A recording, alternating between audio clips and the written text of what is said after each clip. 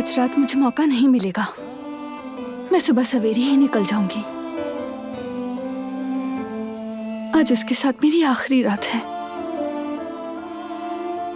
आखिरी बार उसकी सांस की आवाज सुनने के इत्मीनान से, उसके मेरे साथ होने के सुकून से सो जाऊंगी।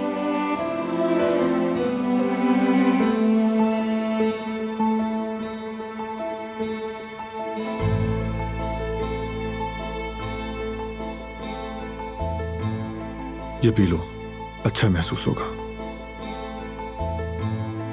मैं सोने लगी हूँ।